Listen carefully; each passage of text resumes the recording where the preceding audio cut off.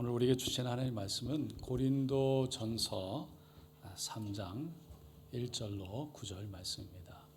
형제들아, 내가 신령한 자들을 대함과 같이 너희에게 말할 수 없어서 육신에 속한 자 곧 그리스도 안에서 어린아이들을 대함과 같이 하노라. 내가 너희를 젖으로 먹이고 밥으로 아니하였. 이는 너희가 감당하지 못하였으니와 지금도 못하리라. 너희는 아직도 육신에 속한 자로다. 너희 가운데 시기와 분쟁이 있으니 어찌 육신에 속한 사람을 따라 행함이 아니리요. 어떤 이는 말하되 나는 바울에게라 하고 다른 이는 나는 아볼로에게라 하니 너희가 육의 사람이 아니리요. 그런즉 아볼로는 무엇이며 바울은 무엇이냐. 그들은 주께서 각각 주신 대로 너희로 하여금 믿게 한 사역자들이니라. 나는 심었고 아볼로는 물을 주었으되 오직 하나님께서 자라나게 하셨나니 그런즉 심는 이나 물을 주는 이는 아무것도 아니로되 오직 자라게 하시는 이는 하나님 뿐이시니라.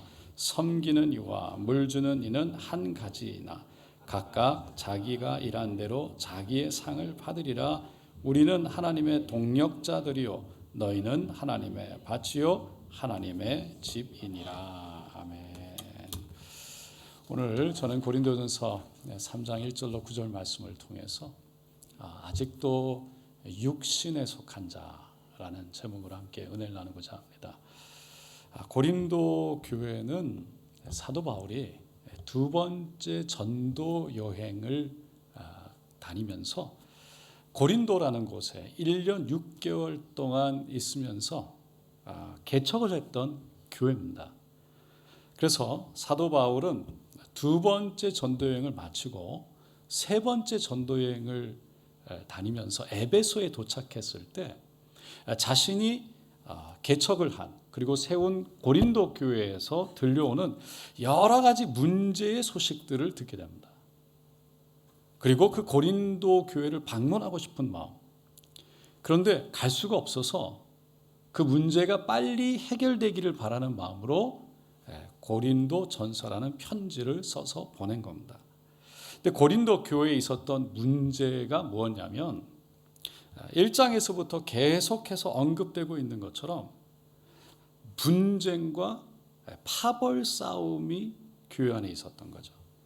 오늘 본문에서도 똑같은 문제에 대해서 계속해서 말하고 있습니다.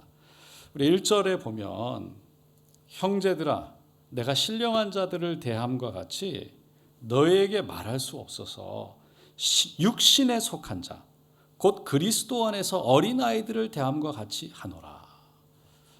그러니까 신령한 자들이라는 건 영적으로 성숙되어진 자들을 말하는 거예요. 신령한 자라고 말하는 이 단어가 여러분 기억나실지 모르겠지만 지난주에도 우리가 함께 봤던 단어예요.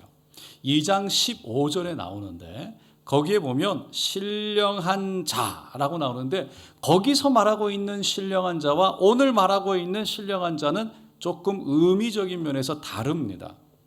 지난주에 나온 2장에 나온 신령한 자라는 건 성령님의 인도하심을 받아서 구원을 받은 사람을 말하는 거예요. 그런데 오늘 본문에 나온 말하는 건 다른 뜻이에요. 성화, 성령님의 인도함을 받아서 이미 구원을 받았고 구원을 받아서 성령의 인도함을 받아 성화로, 성숙으로 나아가고 있는 사람을 의미하는 거예요. 육신에 속한 자, 육신에 속한 자라는 것도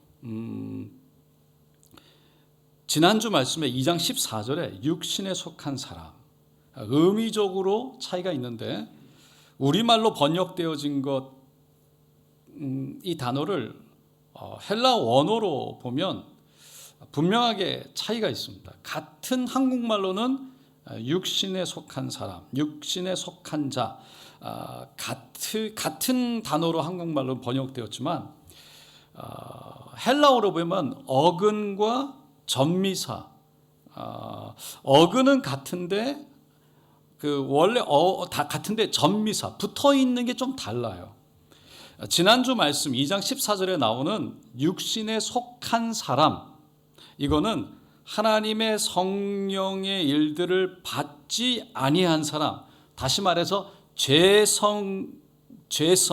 죄악된 본성을 버리지 못한 사람, 그래서 구원받지 못한 사람이라는 거예요.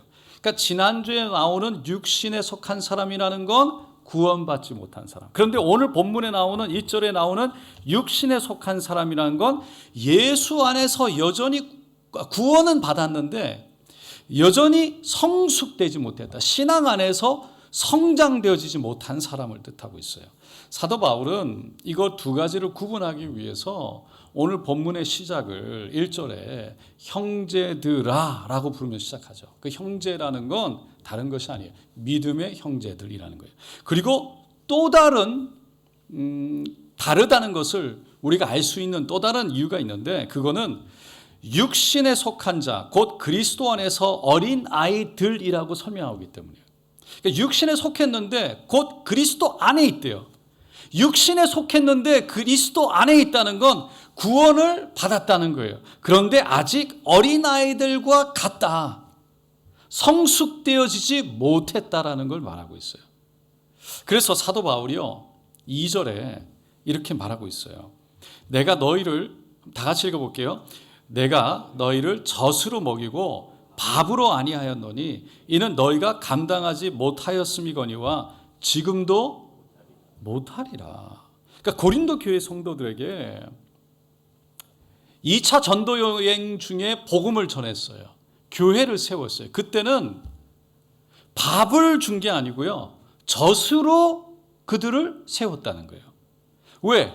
밥을 주면 감당하지 못하기 때문에. 그러니까 영적으로 미성숙했다는 거예요.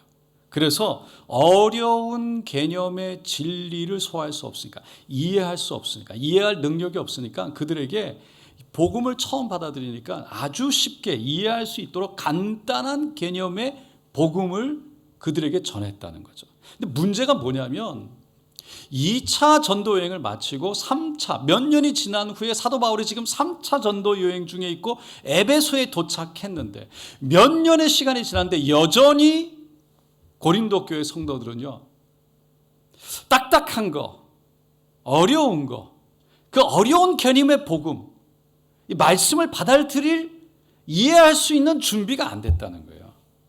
여전히 못할 거라는 거예요. 그 이유를 3절에 사도 바울이 이렇게 설명을 해요. 너희는 아직 육신에 속한 자로다. 너희 가운데 시기와 분쟁이 있으니 어찌 육신에 속하여 사람을 따라 행함이 아니리요. 그러니까 아직 육신에 속한 자, 구원은 받았어도 여전히 어린아이와 같은 신앙을 가졌다. 그 이유는 다른 것이 아니라 너희 중에 시기와 분쟁이 있기 때문이다. 그러니 어떻게 너희들이 아직 성장했다라고, 성장한 사람이라고 말할 수 있겠느냐? 어린아이와 같지 않다고 말할 수 있겠느냐? 시기라는 단어는 헬라어로 젤로스라는 단어로 되어 있어요. 이 단어를 번역했어요. 그러니까 영어로 jealous, jealousy가 이제 명사인데 jealous 그러면 형사죠. 이 jealous이라는 단어가 나왔어요. 이 단어에는 끓다라는 단어에서 원래 헬라어로 그 끓다라는 단어에서 유래되어져서 나왔대요. 그러니까 물이 끓을 정도로 상태가 아주 뜨거운 거예요. 지금 열정이 있다. 그래서 이 jealous라는 단어 대신에 여러분 그 앞에 J가 들어가는데 영어 단어는 J 아니고 똑같은 단어인데 Z를 집어넣으면 zealous라는 단어가 돼요. 그게 뭐냐? 열심이 있다는 거거든요. 그러니까 뜨거울 정도로 열심을 내는 거예요. 그러니까 열심을 낸다는 건 잘못된 게 아니에요. 그런데 열심이 잘못되면 문제가 일어난다는 거죠. 무슨 문제요? 서로가 열심을 냈는데 잘못됐어. 분쟁이 일어나는 거예요. 뜨거울 정도로 열심히 있는데 다른 사람들을 고려하지 않고 다른 사람들의 입장에서 고려하지 않고 내 열정, 내 열심만 가지고 내가 맞다라고 가다 보면 부딪히게 되고 분쟁하게 된다는 거예요. 저는 고린도 교회 성도들의 잘못된 열심, 분쟁을 일으켰어요. 그 분쟁이 결국은 성숙되지 못한 것이고 예수 안에 있는데 구원은 받았는데 그리고 그 문제가 어디 있냐면 열심히 있는데 하나님을 따라가는 게 아니라 사람을 따라 행했다라고 적혀 있어요. 하나님이 원하시는 거를 하나님의 뜻 안에서 하나님을 바라보고 행한 것이 아니라 주님을 따라 행한 것이 아니라 사람을 따라서 행했기 때문이다 라고 말하고 있죠. 구체적으로 4절에 그걸 이렇게 설명하죠. 어떤 이는 말하되 나는 바울에게라 하고 다른 이는 나는 아볼로에게라 하니 너희가 육익 사람이 아니리요. 어떤 사람들은 사도 바울을 따라서 나는 사도 바울로부터 은혜 받았어. 나는 사도 바울 파야. 나는 사도 바울 사람이야. 이거예요. 근데 어떤 사람은 아볼로에게 은혜를 받았어. 나는 아볼로 파야. 나는 아볼로 사람이야. 라고 말하면서 열정과 열심으로 하나님의 뜻을 행한다고 섬기는 거죠. 그러니 너희가 어찌 육의 사람이 아니겠느냐. 아직 구원은 받았지만 성장되어지지 못했다. 아볼로는 사도행전 18장 24절에 보면 나오는데요. 알렉산드리아라는 곳의 출신이에요. 언변이 좋았어요. 말을 잘했어요. 그리고 거기 보면 율법에 능통했다. 이스라엘 이 모세오경 그 계명 율법을 잘 알았어요. 그런데 어느 날 예수를 만난 거죠. 그리고 그때부터 예수를 전하기 예수를 가리키기 시작합니다.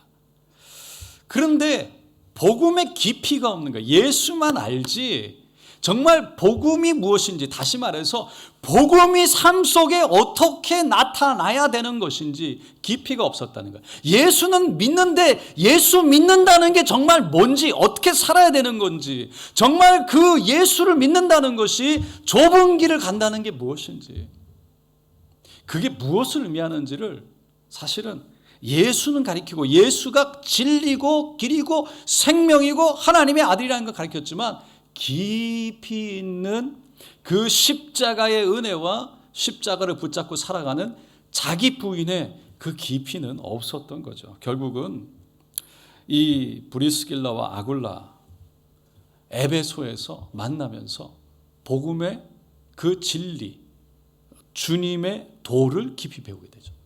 그 주님을 따라간다는 게 주님의 도는 길도잖아요. 주님을 따라간다는 게 뭐냐는 거죠. 복음은 알았어요. 근데 주님을 복음으로 따라간다는 게 뭐냐는 거예요. 이거를 배웠다는 거예요. 주님의 도를 배웠다. 그리고는 고린도로 가서 사도 바울이 개척한 고린도 교회에 아주 긍정적인, 아주 좋은 영향력을 끼쳐요. 그런데 교회 안에 문제가 생긴 거예요. 고린도 교회 성도들이요, 각자 자기의 열심으로 주님을 따른다고 하면서 자신이 원하는 사람을 추종하기 시작한 거예요. 사실 사도 바울이나 아볼로가 원했던 것이 사람들이 자신을 따르기를 원했던 건 아니에요. 그런데 고린도 교회 성도들은 사람이 보였어요. 물론 은혜를 받고 나면요, 사람이 보여요. 그게 너무나 참 복음을 전하는 사람 입장에서는 너무 조심스러운 거죠. 예수님을 따르지 않고 사람을 따르게 행하는 사람, 그 사람은 아직 육신에 있는 사람이라는 거예요. 미성숙하다. 하나님은요, 어떤 사람을 택해서 도구로 쓰세요. 복음의 도구로, 하나님의 나라를 전하는 도구로 쓰신다는 거예요. 그런데 사람들에게 주님의 도를 가르치게 하는데 그 가르침을 받은 사람들이 주님을 따르도록 해야 돼요. 나를 따르게 하는 게 아니라. 그러니까 우리가 따라야 할 분은 주님이지, 주님의 도를 따라가는 거지, 주님이 인도하시는 길을 가는 거지. 결국은 사람을 따라가게 되면 고린도 교회처럼 그 안에 시기와 분쟁 그리고 나뉘어져서 결국 분파가 생기는 거예요. 나는 이 사람 편이야. 나는 이 사람 편이야. 이게 담임 목사로도 너무 조심스러워요. 제일 조심스러워요. 하나님이 저에게 교회를 맡겨주실 땐 성도들을 예수님께로 잘 인도하라고 맡겨주신 거죠. 저를 따르는 사람을 만들라고 맡겨주신 건 아니에요. 근데 문제는 저를 믿고 따라와야 예수님께로 인도할 수 있어요. 할렐루야. 근데 저를 따라온다고 저에게로 인도해서는 안 되는 거예요. 저를 믿고 따라오지만 예수님께로 인도해야 돼요. 이게 복음을 전하는, 예수님을 전하는, 예수님을 가리키는 사람들이 늘 기억해야 될 문제라는 거죠. 그래서 사도 바울은 그 다음 절 5절에 이렇게 고백해요. 그런즉 아볼로는 무엇이며 바울은 무엇이냐? 그들은 주께서 각각 주신 대로 너희로 하여금 믿게 한 사역자들이 아니냐. 아볼로나 바울이 무엇이냐? 아볼로도 사도 바울 자신도 아무것도 아니라는 거예요. 그런 고백을 하고 있어요. 바울이나 아볼로, 여러분 그들이요 아무것도 아닌 존재가 아니죠. 그들은 성도들이 봤을 때 복음을, 하나님의 복음을, 하늘의 진리를 보여주고 가르쳐줬던 사람들이죠. 그러니까 선한 영향력을 끼쳤던 사람들이에요. 하지만 그들은 여전히 그럼에도 불구하고 그냥 하나님께서 쓰셨던 도구에 불과하다는 거예요. 여러분, 우리가 하나님을 보여주고 하나님께로 인도할 때 있어서 사도 바울이 뭐라고 했냐면, 우리가 그들로 하여금, 너희들로 하여금 하나님을 알게, 예수를 믿도록 한 사역자다 라고 말해요. 이 사역자라는 단어를 헬라어로 보면 디아코노스라고 단어를 썼는데, 이 단어가 지난주에도 주일날 제가 언급을 했지만, 초대교회가 시작되어지면서 이 디아코노스라는 단어를 사용해서 집사, 디아코니아라는 집사를 세웠어요. 그런데 이 디아코니아라는, 이 디아코노스라는 단어가 그 전에는요, 섬김, 하인, 섬기는 자, 이런 단어들로 사용되어졌어요. 하지만 디아코노스라는 그 원래 뜻을 보면 무슨 뜻이냐면, 디아, 뭐뭐를 통해서라는 뜻이에요. 디아. 그리고 코노스, 먼지라는 뜻을 갖고 있어요. 그러니까 디아코노스, 먼지를 통해서. 그러니까 무슨 일이 일어나는데, 섬김이 일어나는데, 하나님의 일이 일어나는데, 그 일이 일어나도록 한 것은 먼지에 불과하다는 거예요. 그러니까 디아코니아, 디아코노스, 사역자라는 건 하나님의 사역을 하는데 나는 그 일을 하는데 일어나는 먼지와 같은 존재라는 거예요. 이거를 구체적으로 6절로 7절, 8절에 사도 바울이 이렇게 말합니다. 다 같이 읽어볼게요. 나는 심었고 아볼로는 물을 주었을 때 오직 하나님께서 자라나게 하셨나니, 그런즉 심는 이나 물 주는 이는 아무것도 아니로되 오직 자라게 하시는 이는 하나님뿐이니라. 심는 이와 물 주는 이는 한 가지이나 각각 자기가 일한 대로 자기의 상을 받으리라. 바울은 복음의 전파자로서 복음을 고린도에 전했던 거죠. 그러니까 복음을 심었던 거예요. 근데 아볼로가 가서요, 물을 준 거예요. 더 복음의 그 깊이를, 그 진리의 도, 예수를 따라가는 그 길을 더 깊이 가르쳤던 거죠. 하지만 정말 예수 믿고 성도가 되게 해서 성장하게 하고 하나님의 열매가 되게 하는 건 오직 하나님이 하셨다는 거예요. 하나님이 그렇게 성도가 되도록 고린도 교회의 성도들을 붙잡고 인도하지 않았다면, 은혜를 주지 않았다면 심는 일도 물을 주는 일도 아무것도 아닌 것이 된다. 허사다. 결코 열매 맺을 수 없다라는 거죠. 그래서 사도 바울은 심는 사람, 물 주는 사람 아무것도 아니기 때문에 사람을 따라 행하는 것, 사람을 따라 행하는 그 사람, 그것을 하나님을 바라보지 못하고 사람을 따라간다는 건 결국은 여전히 세상에 속한 사람, 여전히 성장되고 성숙되지 못한 사람, 구원은 받았지만 아직 어린아이와 같은 사람이라는 거죠. 여러분, 우리가 우리 주위에 주님의 길을 보여주고 가르쳐주고 인도하는 사람들이 참 많아요. 근데 하나님의 말씀을 직접 가르치고 깨닫게 하고 그 말씀을 실천하도록 돕지요.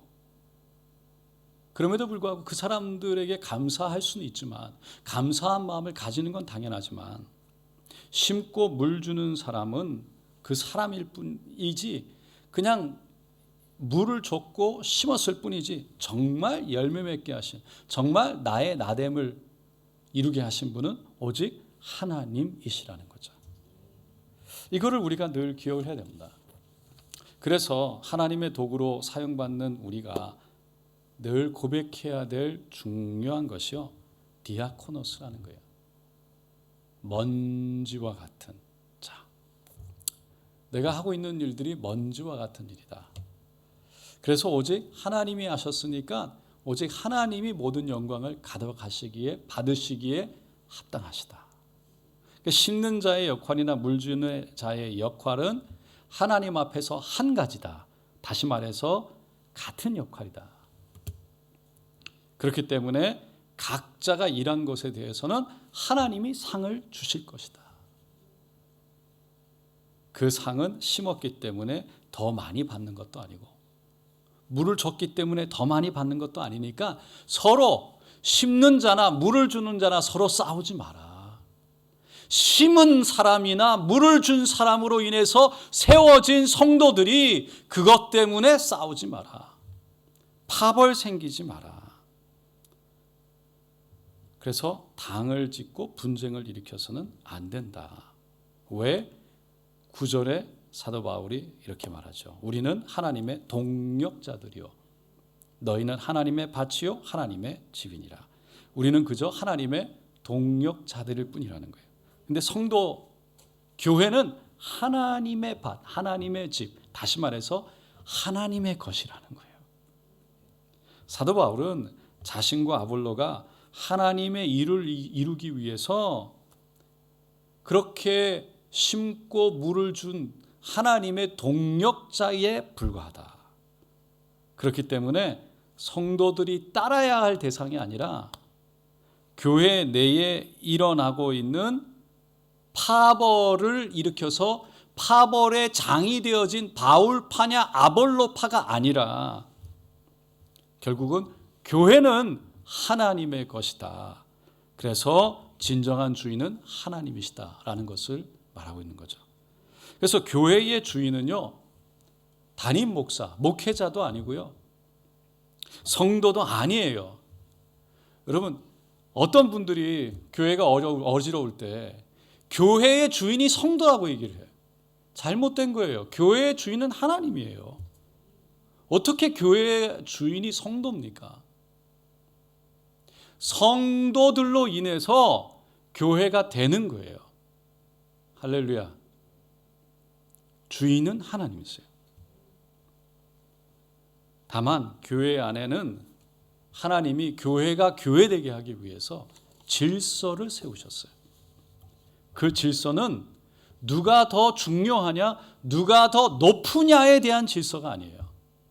그거는 하나님의 나라를 세워가고 하나님의 영광을 드러내기 위해서 세워진 질서예요. 그 질서는 책임과 권한에 대한 질서예요. 그래서 저도 그 질서 안에 있는 것뿐이에요. 하나님이 세워놓은 질서 안에 저에게 주어진 일을 그냥 제가 감당하는 거예요. 제가 더 잘났거나 더 높거나 더 소중하거나 귀해서 그런 것이 아니라 저에게 주어진 일을 그냥 하나님 앞에서 그냥 할 뿐이에요. 그리고 저의 역할이 끝나면 그걸로 끝이에요. 그 저에게 주어진 역할일 뿐인 거죠. 그 질서 안에서 저도 순종하고 질서에게 주어진 일에 제가 책임을 지고 고난을 가지고 하나님의 나라, 하나님의 영광을 세워나가는데 그냥 쓰임받는 도구고, 그 도구가 끝나면, 저에게 주어진 역할이 끝나면 또 다른 역할을 위해 저는 옮겨가는 것뿐이에요.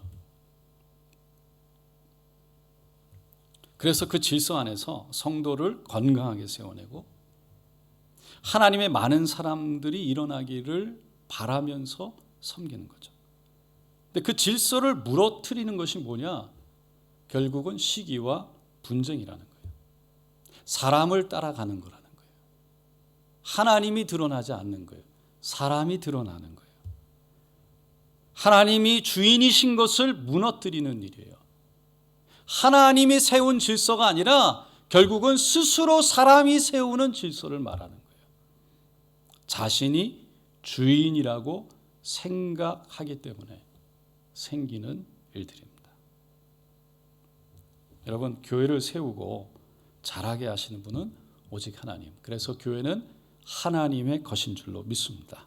그것을 우리가 믿고 교회의 주인 되신 하나님을 바라보면서 우리 모두가 함께 동력자가 되어지고 성숙한 자가 되어져서 하늘에 속한 자, 하늘에 속한 자, 그냥 구원만 받는 사람이 아니라 정말 하늘에 속한 자, 그렇게 주님과 함께 하늘을 바라보면서 살아가는 저와 여러분 되시기를 예수님의 이름으로 축원드립니다.